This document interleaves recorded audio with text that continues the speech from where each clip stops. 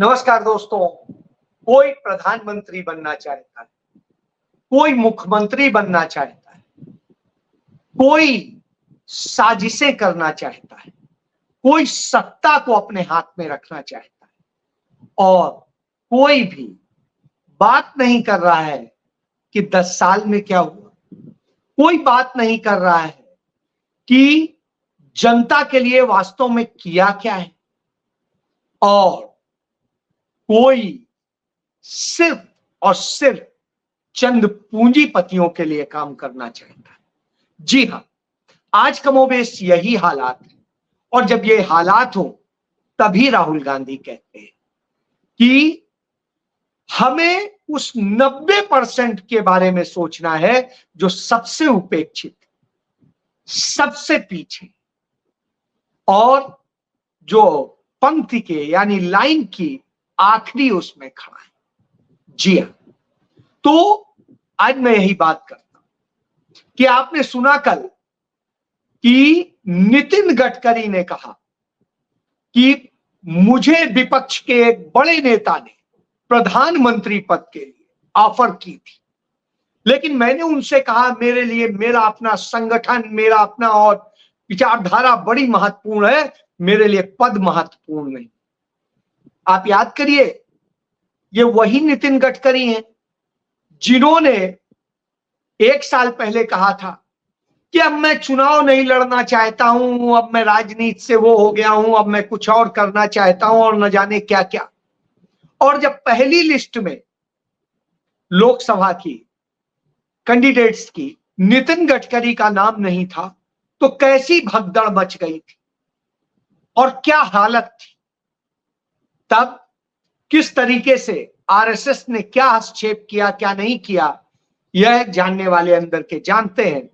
और फिर बाद में नितिन गडकरी को टिकट का ऐलान, यानी आप समझ सकते हैं कि नितिन गडकरी की टिकट का ऐलान भी पहली लिस्ट में नहीं हुआ था। वो कहते हैं कि विपक्ष उन्हें प्रधानमंत्री का पद दे रहा था। क्यों दे रहा था? आपकी क्या काबिलियत और क्या स्थिति, इस पे बात करूंगा। इसके पहले बात करता हूं, हरियाणा में इस समय चुनाव चल रहा है और इस समय एक बड़बोले मंत्री के तौर पे जाने जाते हैं अनिल विज, बुजुर्ग भी हो चुके हैं। वो कहते हैं मैं सीएम पद का कैंडिडेट हूं और मैं सीएम पद का इसलिए दावेदार हूं क्योंकि मैं सबसे सीनियर नेता हूं।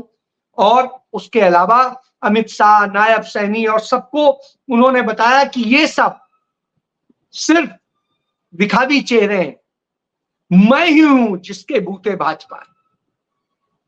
तो अनिल विज जब ये बताते हैं तो आता है कि भारतीय जनता पार्टी के उम्र का तकाजा कहां चला गया, भारतीय जनता पार्टी का रिपोर्ट कार्ड कहां चला गया कि अनिल विज को दोबारा मंत्री भी बनाना उचित नहीं समझा गया जब नायब सिंह सैनी की सरकार बनी।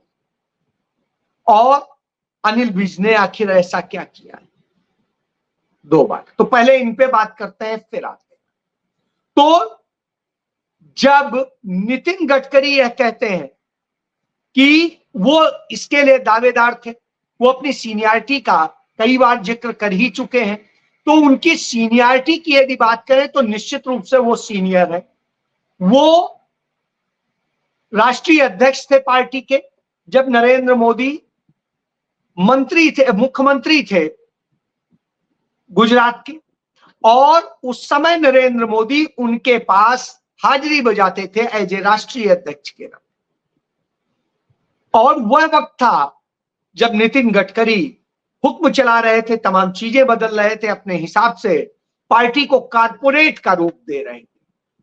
वैसे तो कारपोरेट का रूप अटल बिहारी वाजपेयी के समय दिया गया था जब प्रमोद महाजन हुआ करते थे, और प्रमोद महाजन असल में पूरी पार्टी को रन करते थे और वो कारपोरेट कनेक्शन और सब कुछ आप देखते होंगे। गौतम अडानी और नरेंद्र मोदी और प्रमोद महाजन, इन सब की एक विमान की फोटो बार बार शेयर की जाती है, राहुल गांधी ने उसे संसद में भी दिखाया था। तो ये सारे एक साथ थे उसमें। तो इससे आप समझ सकते हैं कि ये वही गैंग पूरा वही होता था। बहरहाल तो उसमें नितिन गडकरी लेकिन नहीं थे। नितिन गडकरी उस समय महाराष्ट्र की राजनीति में कारपोरेट चला रहे थे। सबसे पहली बार सड़कों को निजी हाथों में बेचने का काम नितिन गडकरी ने ही शुरू किया था और वो महाराष्ट्र से शुरू किया। इसलिए आज महाराष्ट्र में तमाम सड़कें कितनी महंगी हैं और कितनी जर्जर दशा में है, यह मुझे बताने की जरूरत नहीं। मुझे बताने की जरूरत नहीं कि किस तरह की हालात कर दिए गए हैं और उन हालात को भी समझने की जरूरत कि कैसे नितिन गडकरी और उनकी टीम इनको वो करती है। तो जब हम इसकी बात करते हैं कि नितिन गडकरी की टीम ने किस तरह से सड़कों को बेचा है और सड़कों को किया है, उसके उदाहरण एक नहीं दर्जनों उदाहरण मौजूद है। अभी गुजरात में ही एक हाईवे हाल के ही दिनों में बना था, 900 कुछ करोड़ का बना था। वो चंद महीनों में उसकी हालत यह हो गई कि वो टूट गया, बर्बाद हो गया। ये गुजरात मॉडल है। गुजरात मॉडल के तो तमाम सारे उदाहरण मिल रहे हैं।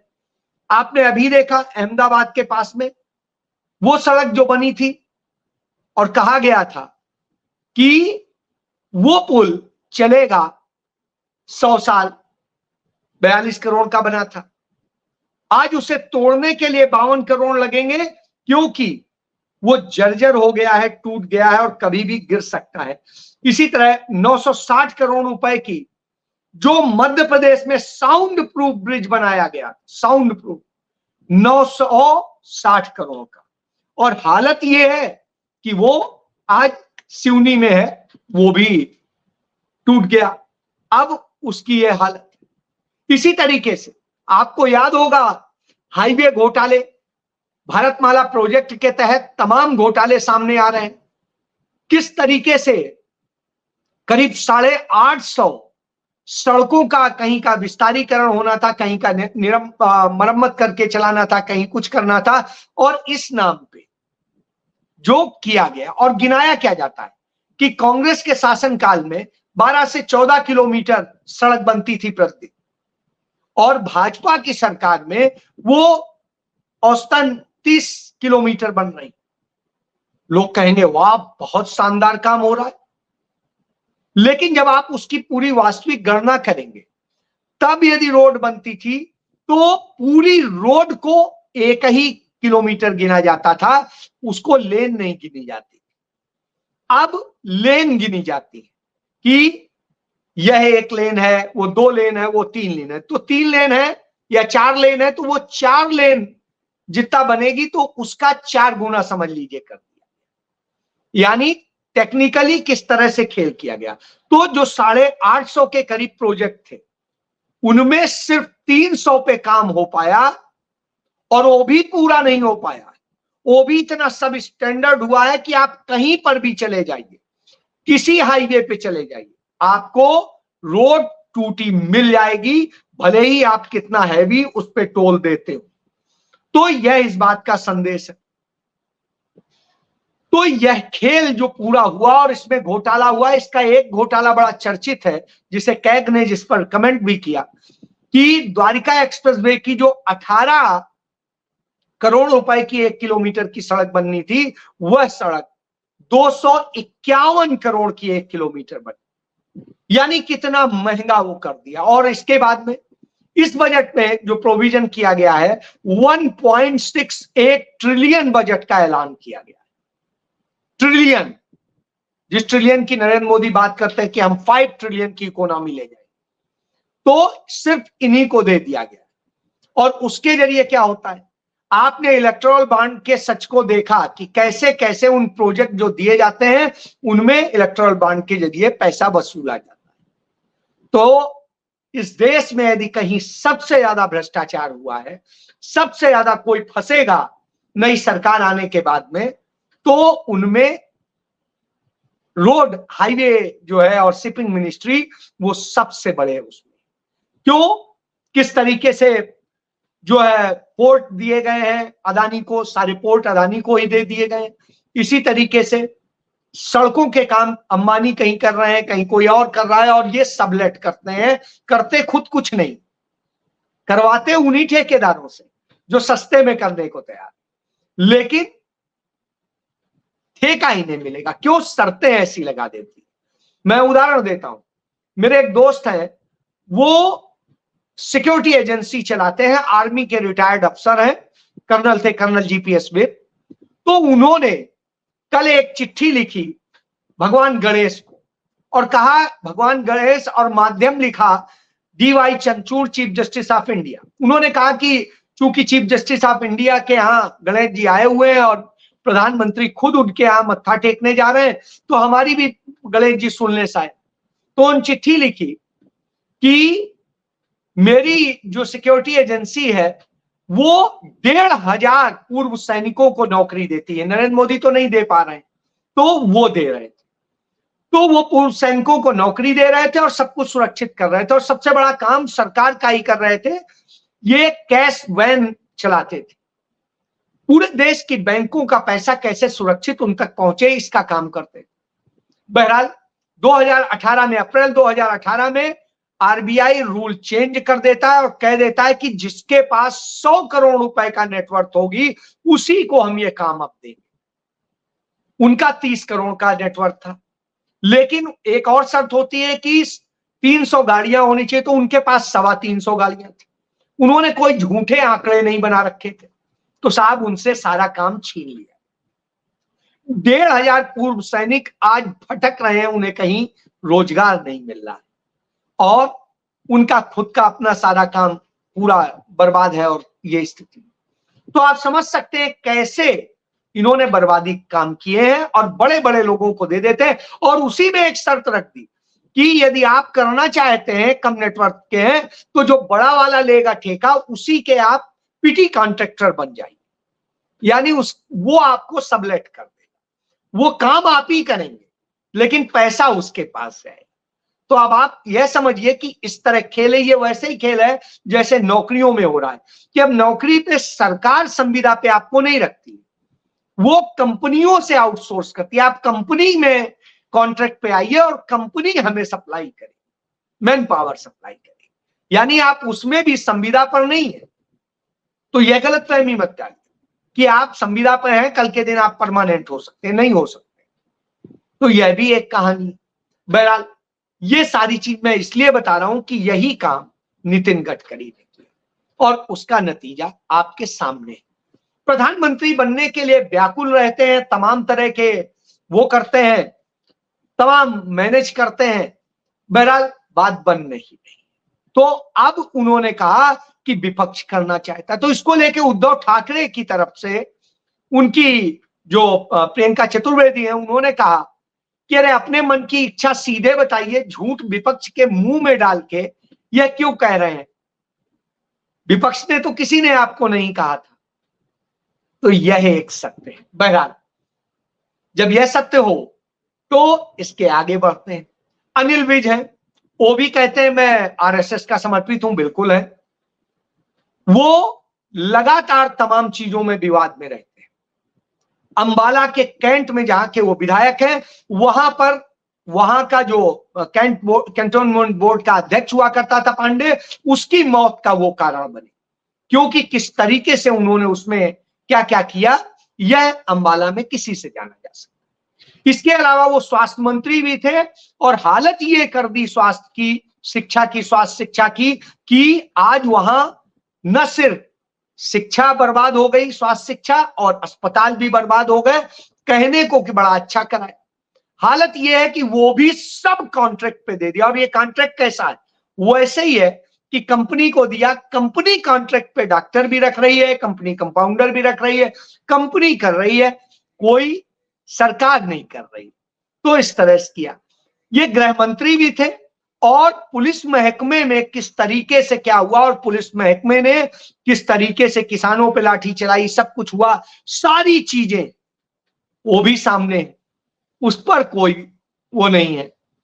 इसके साथ खेल मंत्री भी थे और खेल हरियाणा में इन्होंने बर्बाद करने का काम किया। खिलाड़ियों को उनका मानदेय नहीं मिला, जो उनका हक था, जो उनको पुरस्कार की होती थी वो भी नहीं मिला। तमाम घोषणाएं हुई लेकिन उन्हें मिला नहीं। तमाम जो ग्रामीण स्टेडियम थे वो खत्म कर दिए, बर्बाद कर दिए। और उन्हीं के अंडर में जो राज्य मंत्री था खेल का, वो महिला कोच के साथ में यौन शोषण करता है, वैसे ही जैसे ब्रजभूषण शरण सिंह करता है देश स्तर पे, जिसे नरेंद्र मोदी का संरक्षण है, इन्हें यहां संरक्षण था भाजपा आरएसएस का। बहरहाल अब ये मुख्यमंत्री बनना चाहते हैं। अब प्रदेश की जनता देखेगी। हाईकमान तो इन्हें बना नहीं रहा है।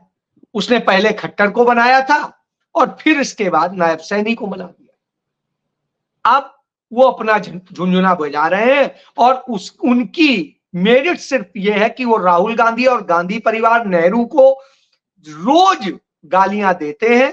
इस आधार पर वो है मांग रहे हैं। हालांकि गाली देने वाले और भी लोग हैं। कुछ नए नए लोग आते हैं जो बीजेपी में वो ज्यादा देते हैं, जैसे जीतन राम मांझी।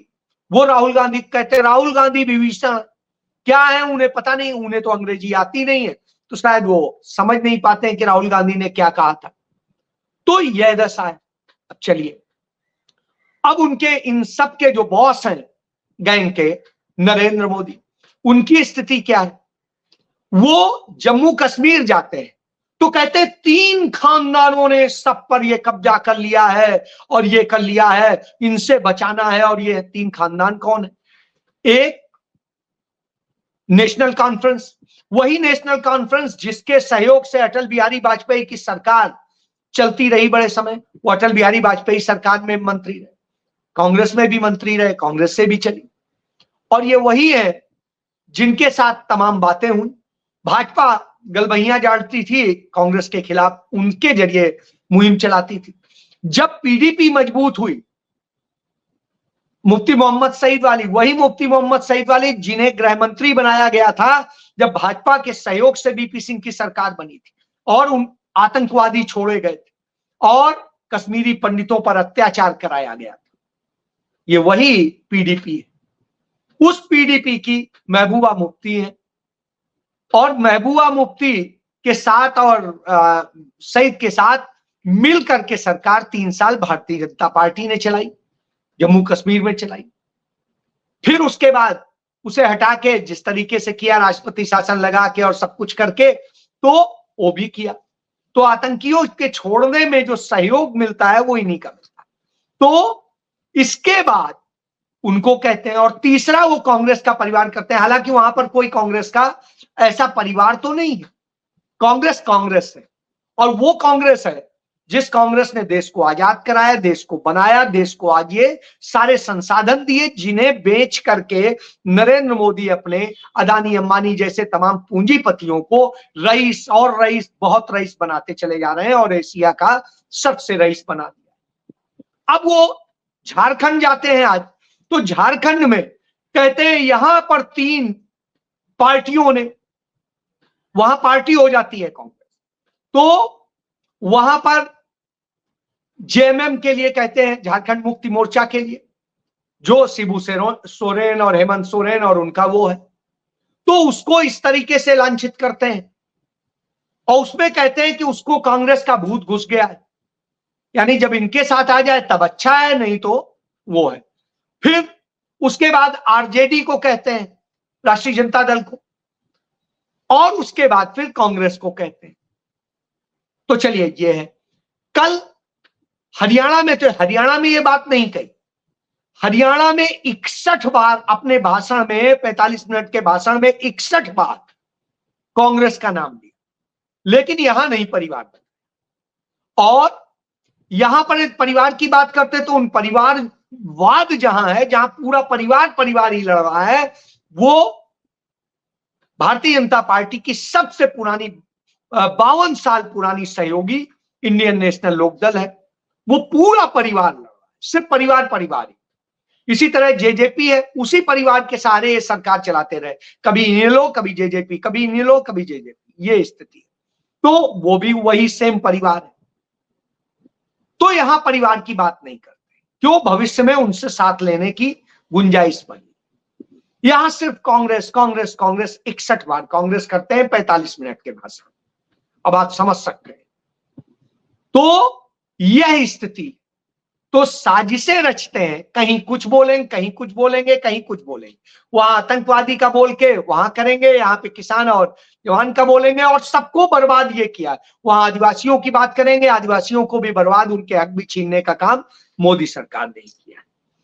तो यह सब, यानी हक छीनने वाले प्रधानमंत्री पद के लिए मरे जा रहे हैं, मुख्यमंत्री पद के लिए मरे जा रहे हैं, सत्ता के लिए मरे जा रहे हैं और पूंजी के लिए मरे जा रहे हैं। यही एकमात्र इनका खेल।